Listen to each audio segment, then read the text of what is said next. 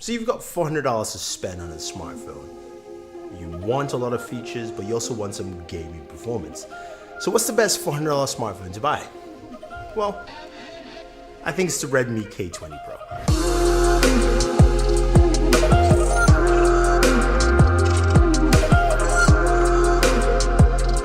So Redmi is the budget line from Xiaomi, and Xiaomi makes some really inexpensive good phones. The K20 Pro is no different. Now remember the Poco phone from last year ran the 845, everyone was like, whoa, this is crazy. We haven't seen a successor yet to that device, but the K20 Pro is the spiritual successor in my mind if you think about it. There are a lot of devices that have a lot of high-end features, and the Poco phone last year brought us just the 845 processor. This year, the K20 Pro brings in a ton of features you will find from mid to high end. So let's start off with the most obvious one. It's got a full bezel-less display. Yes, that's right. No notches, no bezels, all for how much? $400. Yes, that enough $400. You're getting a device that has a lovely 6.39-inch display. It is a resolution 1080p by 2340. It's got no punch holes, none of that, no notches. It looks really, really good. I'm like, man, these guys went all out with this. And to top it off, you've got a pop-up camera. Yes, the camera pops up, it's nice, it's fast. The side note of it, or the downside, is that it doesn't have facial recognition with that camera, which is fine with me because underneath that bezel-less display, you've got an optical fingerprint sensor, which is responsive and fast. That is great. The fact that they threw that in there, to me, that's awesome. You know, you've got that, you don't need anything, and it makes the screen look good. When you're watching movies on this thing, it looks good. You're watching YouTube videos, watch more of our content, or you're looking at that wallpaper, you're thinking, I want that wallpaper. So use the link down below. We have that wallpaper showing Rogue fighting Captain Marvel, go Rogue. But it looks good on this thing. Now you flip over to the back, you've got a 48 megapixel camera. That's the main sensor. That's the same half-inch sensor in the OnePlus 7 Pro. You've also got an 8 megapixel telephoto and a 30 megapixel ultra wide. What do you get with those cameras? Again, think about the price point, $400. It's good. It's good. I like what I see here. The wide angle is not as wide as I like, but it's fine. It still gives you more room to play with. The main sensor is really good, and they're using the same, I believe, the same algorithm from the Mi 9. So it's really solid in terms of processing. Everything looks really sharp, looks vibrant. I can't complain with the images I was getting with this. Low light imagery is also good. You know, it depends on the settings. It's got a night mode in there to that camera app, and it does a good job in just giving you what you're looking for. Yes, it's not a Pixel 3a, but it's damn good for its price point, and damn good for price points higher at even $600 or $700. I've seen some phones at $700 that don't compare to this. That's just all I'm gonna say. Camera's good. So the important part. We've got a Snapdragon 855 processor. Yes, you heard me right. The 855 processor that's in the Galaxy S10 Plus, the OnePlus 7 Pro, is also here in the Redmi K20 Pro. It's a $400 phone. Yes. And RAM starts at 6 gigs, goes to 8, storage starts at 64, goes to 256. Doesn't have a micro SD card slot. Damn, I wish you guys put that in there. But it looks so good when you're gaming with this. Games run so well, whether it's your PUBG, you're playing some Asphalt 9, you're playing some Armored Tanks, you're playing some FIFA. All those games I mentioned looked really good on them, and they ran well. No slowdowns, none of that stuff. Yeah, this is not a gaming video, so no, guys, sorry, I didn't record this at 60 frames. I'm just showing you what you get.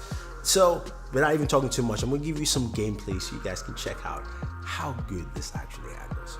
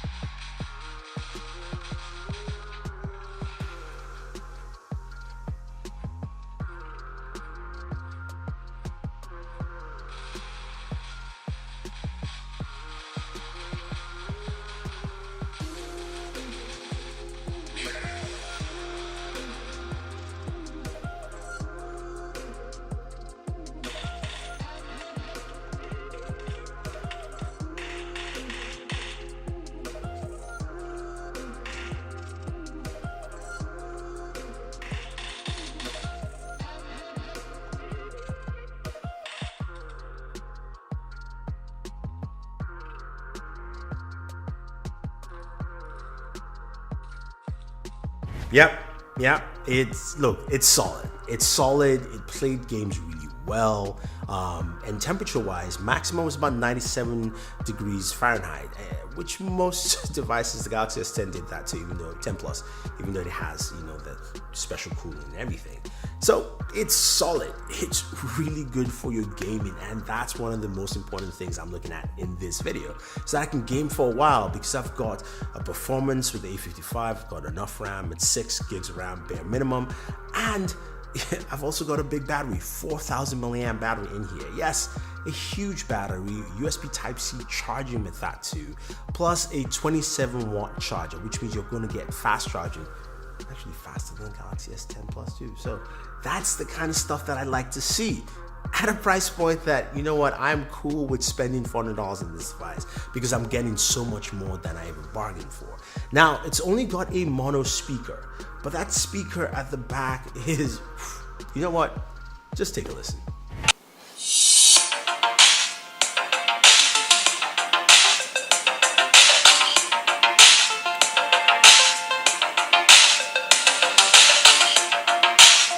Right? Yeah, you saw that right. 108 decibels on the speaker. It's pretty loud. It's a loud speaker.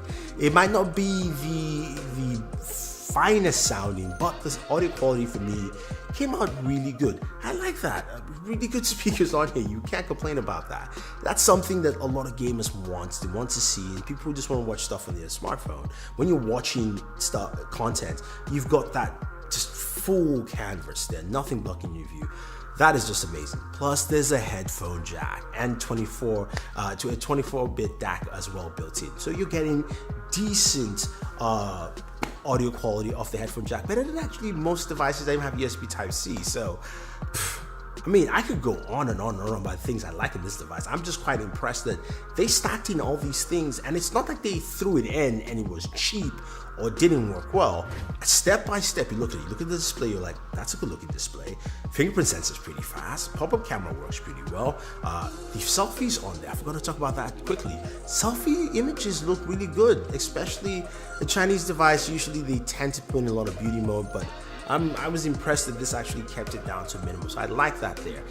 You've got a 3 camera lens system at the back that gives you 48 wide, a telephoto. You've also got a big battery, 855 processor, gaming.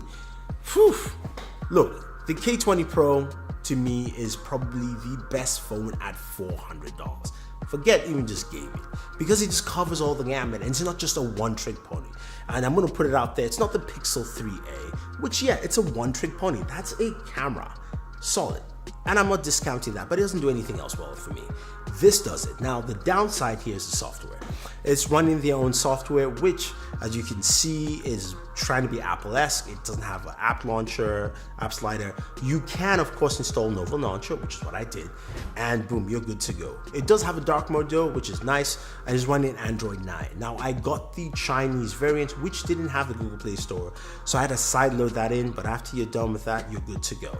There is a Chinese global variant. Again, that starts also at $404, so there you have it, guys. This is probably the best phone and best gaming phone at $400.